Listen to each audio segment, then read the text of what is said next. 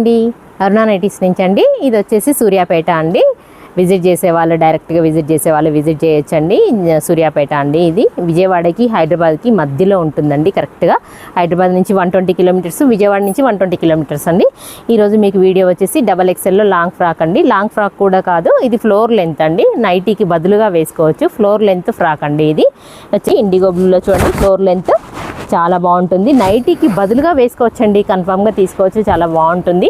సడన్గా బయటికి కూడా వెళ్ళొచ్చు దీని మీద.